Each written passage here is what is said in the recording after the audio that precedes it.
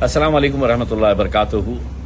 14 फरवरी, जी हाँ 14 फरवरी के दिन हम सभी लोग हैदराबाद जाने वाले हैं। जैसा कि मैंने पहले ऐलान किया था, अब कैसा जाने वाले, कहाँ से जाने वाले, कितने बजे जाने वाले हैं, इसकी जानकारी देने के लिए मैं आप लोगों के बीच में हाजिर हुआ हूँ।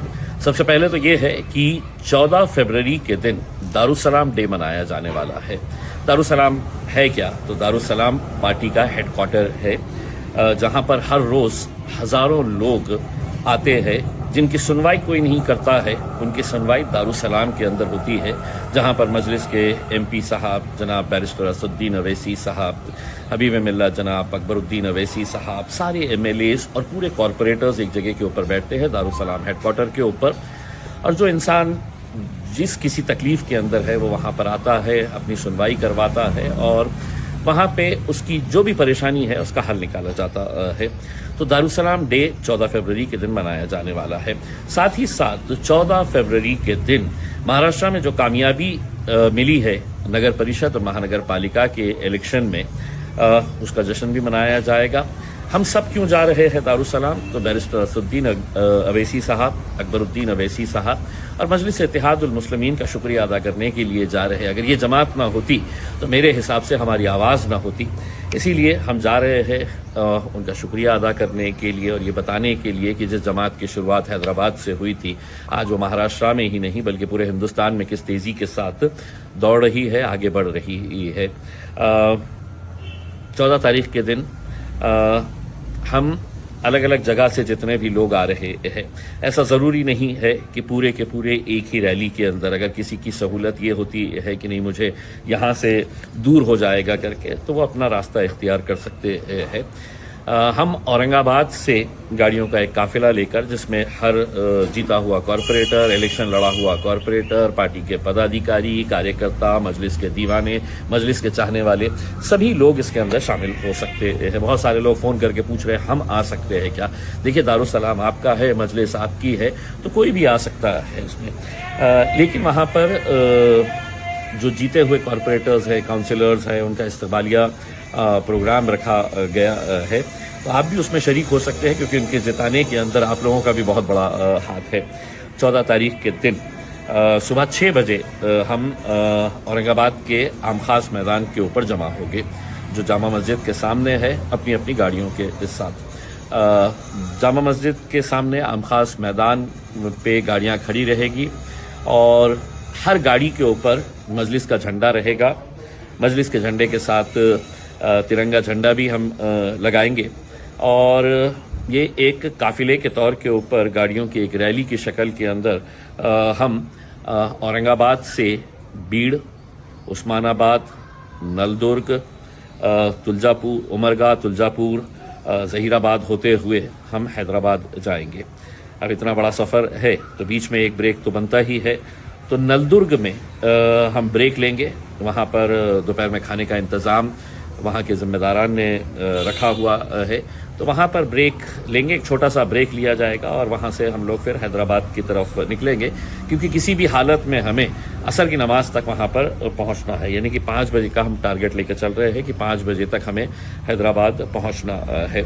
अब ये है कि एक चीज़ साफ कर देते हैं, चूँकि हमें पहुंचने का वक्त तय है और रास्ता बहुत बड़ा है। रैली की शक्ल में जब आप जाते हैं तो आपको डिसिप्लिन और स्पीड, इस सब बातों का ध्यान रखना पड़ता है।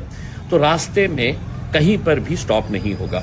अगर कोई सोच रहा होगा कि मैं यहाँ पर रुकाकर इनका इस्तकबाल कर लूँगा, यहाँ पर रुकाकर इनसे मुलाकात कर लूँगा, यहाँ पर रुकाकर सेल्फी निकाल लूँगा, फ़ोटोज़ निकाल लूँगा, तो ये मुमकिन नहीं होगा। उसमें जो भी है वो आधे घंटे का जो हमारा ब्रेक रहने वाला है नलदुर्ग के अंदर, वहाँ पर आप अगर चाहे तो मुलाकात कर सकते हैं।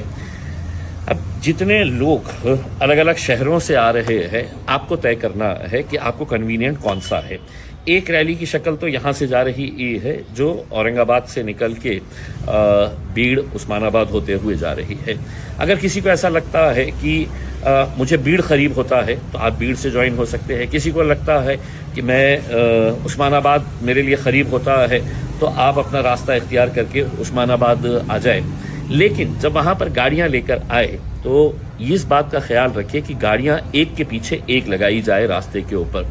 हमारी रैली की वजह से किसी दूसरे को तकलीफ ना हो, इस बात का पूरा ध्यान रखना चाहिए और हम रखेंगे।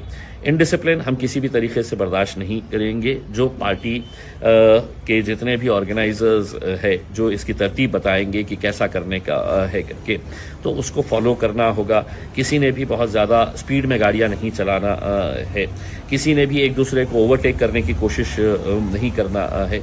इन सब बातों को हम सबको ध्यान देने की ज़रूरत रहेगी।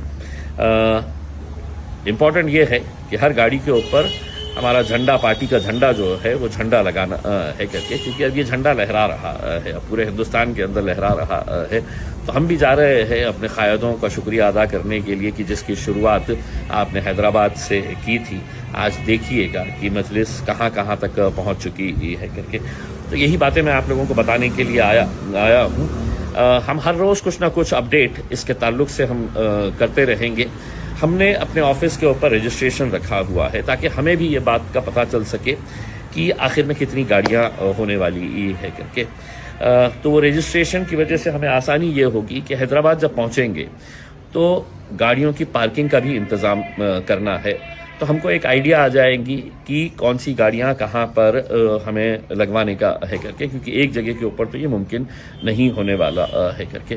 तो आपके लिए रजिस्ट्रेशन खुले हुए हैं, आपको हमारे ऑफिस के ऊपर ये गाड़ियों का रजिस्ट्रेशन करवाने का है और हमें भी एक आइडिया आ जाएगी कि कितने लोग है करके। दारुसलाम के अंदर रात में खाने का इंतज़ाम किया गया है और उसके बाद फिर लोगों का आपकी अपनी ये रहेगी कि आप वहाँ पे अगर रुकना चाहे तो अपने तौर के ऊपर आप रुक सकते हैं, जिसको वापस आना है वो वापस आ सकते हैं। तो ये सब बातें हम आपको बताने के लिए आज आपके बीच में आए हैं। उम्मीद करते हैं कि बहुत अच्छी रैली रहेगी और हिंदुस्तान देखेगा कि मजलिस किस तेज़ी के साथ बढ़ रही है, आगे चल रही है। शुक्रिया।